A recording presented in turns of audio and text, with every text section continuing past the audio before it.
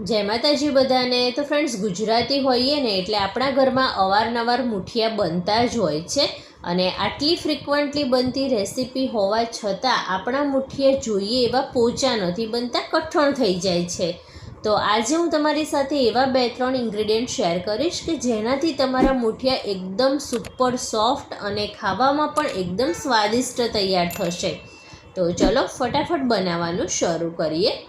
તો અત્યારે આપણે દૂધીના મુઠિયા બનાવવાના છીએ, એટલે સૌથી પહેલાં દૂધીની છાલ કાઢીને પછી તેને છીણી લેવાની છે।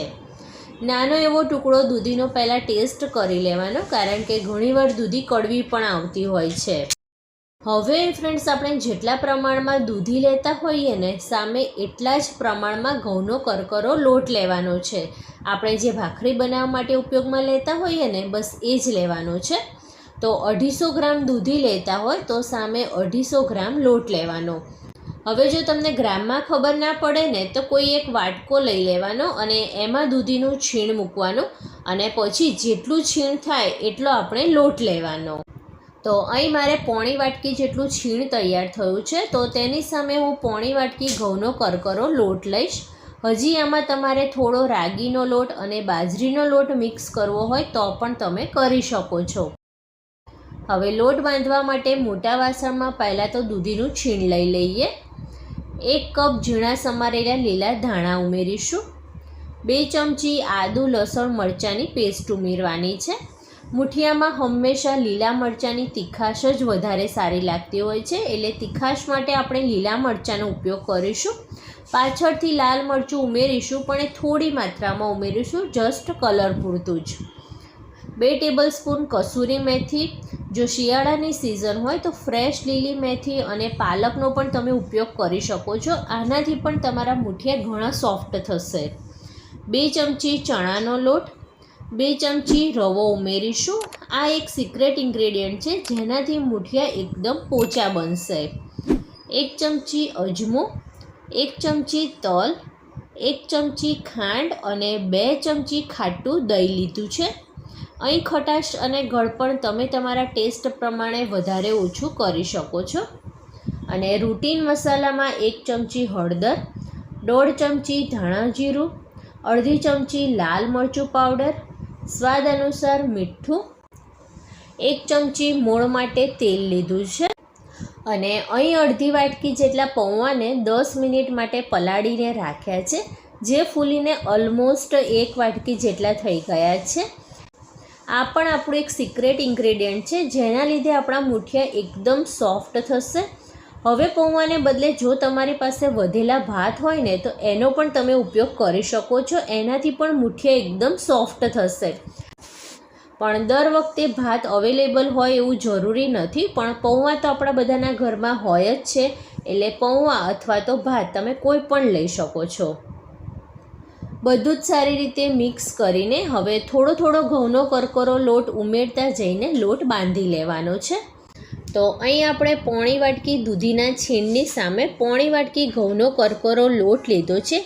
આ એક અંદાજિત માપ છે, ઘણીવાર દૂધીમાંથી વધારે પાણી છૂટું પડતું હોય છે, તો લોટ ઢીલો થઈ જાય તો 1-2 ચમચી લોટ તમે વધારે ઉમેરી શકો છો।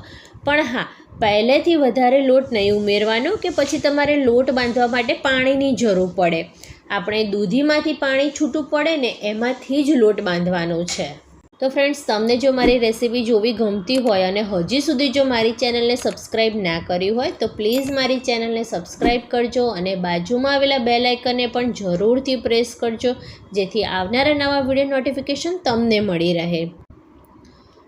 લોટ સારી રીતે બંધાઈ ગયો છે અને 10 મિનિટ માટે રેસ્ટ આપીશું અને પછી હાથને આ રીતે થોડા તેલવાળા કરીને આ રીતે મુઠિયા વાળી લેવાના છે। અને બીજી સાઈડ આપણે ઢોકળિયામાં પાણી ગરમ કરવા પણ મૂકી દીધું છે।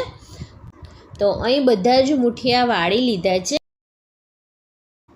અને બીજી સાઈડ જોઈએ તો આ રીતે બરાબર પાણી ઉકળવા લાગ્યું છે અને જ્યારે આવું પાણી ઉકળવા લાગે ને પછી જ આપણે મુઠિયાની પ્લેટને સ્ટીમ કરવા મૂકવાની, આ વાતનું પણ ખાસ ધ્યાન રાખવાનું।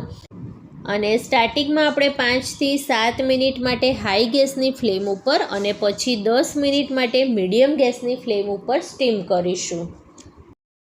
20 મિનિટ પછી ટૂથપીકથી ચેક કરીએ તો એકદમ કોરી બહાર આવે છે, મતલબ કે મુઠિયા સારા એવા સ્ટીમ થઈ ગયા છે. તો ગેસની ફ્લેમ બંધ કરી દઈશું અને હજી ઢાંકીને 5 મિનિટ માટે આપણે સીજવા દઈશું. તો અહીં આપણા મુઠિયા એકદમ ઠંડા થઈ ગયા છે. તો હવે આપણે મીડિયમ સાઇઝમાં કટ કરી લેવાના છે. તો અહીં ફ્રેન્ડ્સ મુઠિયા થોડા એવા ગરમ હોય ને ત્યારે તમે આ રીતે વઘાર્યા વિના પણ ખાઈ શકો છો. એ પણ ખાવાની ખૂબ જ મજા આવે છે. મુઠિયાનો વઘાર કરવા માટે 2 ચમચી જેટલું તેલ ગરમ કરવા મૂકી દીધું છે અને તેલ પ્રોપરલી ગરમ થાય પછી 1 ચમચી રાઈ ઉમેરીશું.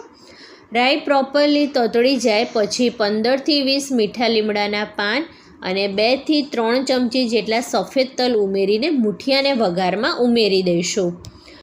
હજી ફ્રેન્ડ્સ તમારે વઘારમાં કાચી વરિયાળી અને આદુ મરચાંની પેસ્ટ ઉમેરવી હોય ને તો પણ તમે ઉમેરી શકો છો.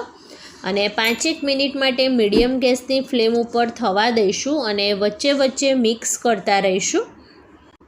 અહીં તમને જો મારી આ મુઠિયાની રેસીપી સારી લાગી હોય તો પ્લીઝ વિડીયોને લાઇક કરીને ચેનલને સબસ્ક્રાઈબ કરવાનું જરાય ના ભૂલતા. તો અહીં આપણા સુપર સોફ્ટ અને ટેસ્ટી મુઠિયા બનીને તૈયાર છે. અમને તો ચા સાથે ખાવાની ખૂબ જ મજા આવતી હોય છે. તો તમે મુઠિયાને શેની સાથે સર્વ કરો છો એ મને કમેન્ટ કરીને જરૂરથી જણાવજો. ફરી મળીએ આવા જ નવા વિડીયો સાથે. ત્યાં સુધી bye bye. Thanks for watching.